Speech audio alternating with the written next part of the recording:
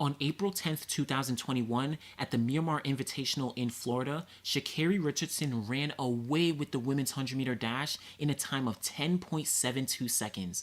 Richardson had been on the rise over the past 2 years as one of the young stars in the sprints, but this performance was special for a few reasons. This improved her personal best by 0.03 of a second, breaking her already impressive time of 10.75 seconds run at the 2019 NCAA Championships.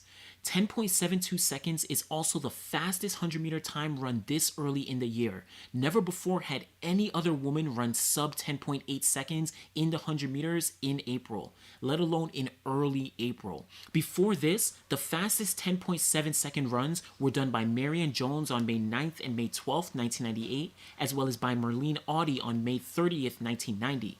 No other woman had run this fast this early. Finally, this moved Sha'Carri Richardson up to number 6 all-time in the history of the 100-meter dash. She now is only behind Florence Griffith Joyner, Carmelita Jeter, Marion Jones, Shelly-Ann Fraser-Pryce, and Elaine Thompson. Along with that, what's also notable is she is younger than all 5 of those ladies when they set their personal bests, having just turned 21 years old last month, so she has years to continue improving.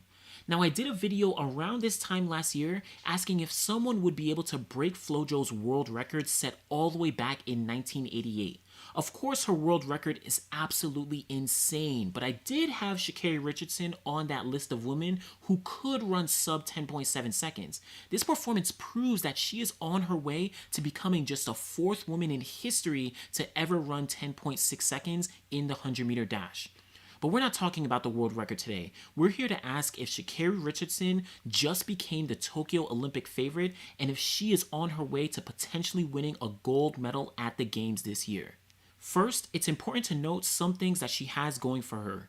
At this point, she has run 10.7 seconds on 2 occasions, the first being 10.75 at the 2019 NCAA Championships, where she broke the 30-year-old NCAA record and really set the world on fire. Then was her recent performance of 10.72 seconds, again improving her personal best and moving to number 6 all time in the 100 meters. In addition to these, she has run legal times of 10.99 seconds on 2 occasions in 2019 and 10.95 seconds in 2020. She also has 4 windy sub-11 times, 10.94, 10.91, 10.83, and 10.79. So wind or no wind, she is a consistent sub-11 performer and may be turning into a consistent 10.8 or 10.7 runner sooner than later. The only other active women who were really consistent in the 10.8 to 10.7 range are Shelly-Ann Fraser-Pryce, Elaine Thompson, and maybe Tori Bowie and English Gardner. Now, Gardner has struggled with injuries the past few years, while Tori Bowie has been pretty inconsistent in the sprints recently and seems to be moving towards the long jump. While Thompson has also been pretty inconsistent recently, and Shelly-Ann Fraser-Pryce is on the tail end of her career. So though there is a lot of upside for Richardson, there are a few negatives or more so questions on if she will be able to perform at the highest level. So far, the only time that she has competed at the USA Championships, she didn't really do that well. She made it to the finals of the 100 meters at the 2019 USA Championships, but came in last place, essentially jogging her way through the finish line. This race was almost 2 months after her 10.75 at the NCAAs and after a long freshman year at LSU, where she had essentially been running since January and had a total of 52 races in her legs at that point, between the 60 meters, 100 meters, 200 meters, and 4x100 meter relay. The only other major negative is she has only raced against her top international competition on 1 occasion. At the 2019 Prefontaine Classic, she came 4th place in the 100 meters, and she did beat out Shelly-Ann Fraser-Pryce, Tori Bowie, English Gardner, and some others, but she lost to Tiana Daniels, Aaliyah Hobbs, and Marie-Jose Talu. So she doesn't have as much experience on the world stage relative to the likes of some other top women like Dina Asher-Smith, Elaine Thompson, or some others. These are the ladies that will likely be her top competition come Tokyo, and with all of them having not only global experience, but having won medals at the biggest stages, they all have gone head-to-head multiple times over the years and know what the pressure is like. But honestly, I think the positives here far outweigh the negatives. All of those ladies I mentioned were young and inexperienced at some point in their career and went on to win global medals, so Richardson seems to be on track to do so as well. But before Richardson can challenge for the Olympic gold, she'll have to make it past the US Olympic trials, which is known to be one of the most competitive races in the world. I mean, look no further than the 2016 trials where the top 3 women in the 100-meter dash all ran 10.7 seconds just to make the team.